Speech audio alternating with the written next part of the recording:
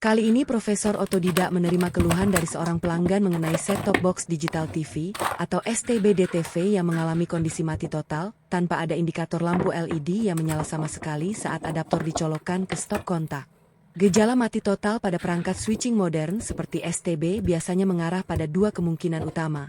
Kerusakan pada rangkaian power supply primer atau kegagalan pada jalur regulasi tegangan sekunder yang vital bagi mikrokontroler.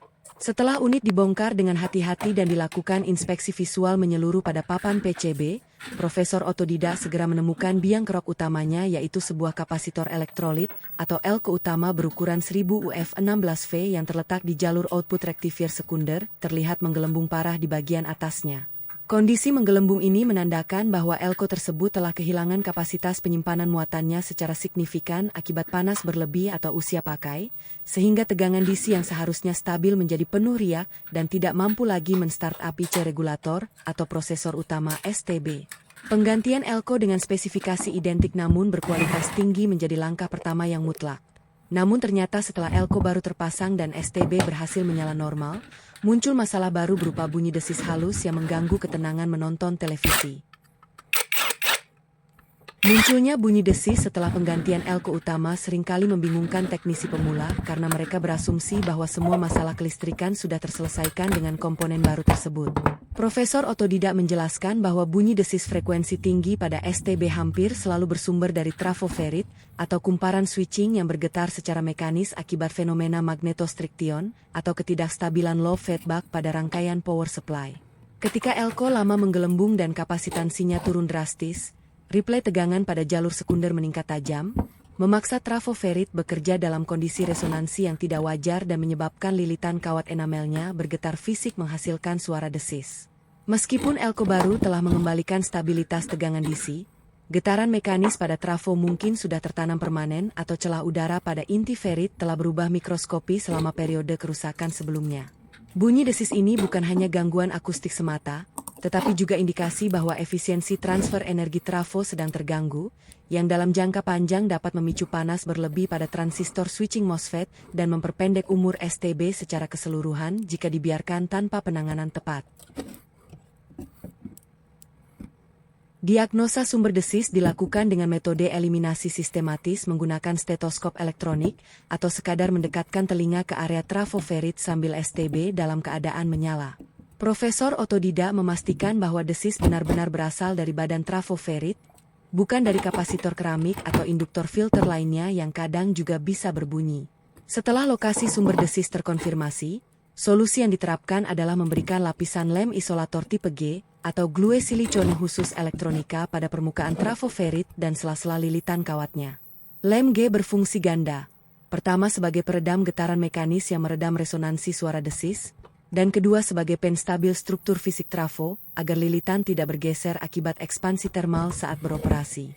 Aplikasi lem harus dilakukan secukupnya dan merata, menghindari tumpahan berlebihan yang bisa menutupi ventilasi atau menempel pada komponen sensitif lainnya.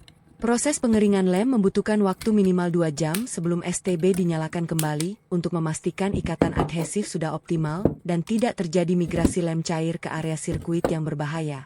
Teknik ini adalah prosedur standar dalam manufaktur power supply berkualitas namun sering dilupakan saat servis lapangan. Setelah lem G mengering sempurna dan STB dinyalakan kembali untuk uji fungsi, hasil yang didapat sungguh memuaskan dan membuktikan ketepatan diagnosa serta eksekusi perbaikan. Bunyi desis yang sebelumnya terdengar jelas kini hilang total, digantikan oleh keheningan operasional yang menandakan trafo-ferrit telah kembali bekerja dalam zona resonansi yang stabil dan efisien. Tegangan output sekunder terukur stabil tanpa replay berlebihan, mengonfirmasi bahwa kombinasi Elko baru dan peredaman trafo telah mengembalikan integritas power supply ke kondisi optimal. STB mampu menampilkan gambar digital TV dengan jernih tanpa flicker atau restart mendadak yang biasa menyertai masalah power supply tidak stabil. Pengujian ketahanan dilakukan dengan membiarkan STB menyala terus-menerus selama 4 jam sambil memantau suhu trafo dan Elko menggunakan termometer inframerah. Hasilnya menunjukkan kenaikan suhu yang normal dan terkendali, jauh lebih dingin dibandingkan saat Elko masih menggelembung dan trafo belum diberi lem. Kehilangan bunyi desis bukan sekadar kenyamanan akustik, tetapi bukti objektif bahwa stres mekanis dan elektrik pada komponen kritis telah berkurang signifikan, yang secara langsung berkorelasi dengan peningkatan reliabilitas dan umur pakai perangkat dalam jangka panjang. Kasus STB-DTV mati total dengan komplikasi desis trafo ini mengajarkan pentingnya pendekatan holistik dalam servis perangkat switching modern, di mana penggantian komponen rusak hanyalah separuh dari penyelesaian masalah. Banyak teknisi berhenti bekerja begitu perangkat menyala kembali, mengabaikan gejala sekunder seperti bunyi desis yang sebenarnya adalah alarm dini potensi kegagalan berulang. Elko menggelembung adalah penyebab awal, namun desis trafo adalah konsekuensi sistemik yang memerlukan perlakuan tersendiri. Mengabaikannya sama dengan membiarkan bom waktu ticking di dalam kotak STB. Penggunaan lem G sebagai peredam getaran adalah contoh penerapan preventive maintenance yang sederhana namun berdampak besar, mencerminkan filosofi Profesor Otodida bahwa servis berkualitas bukan hanya tentang memperbaiki yang rusak, tetapi juga mencegah yang akan rusak. Pelanggan pun mendapatkan manfaat ganda.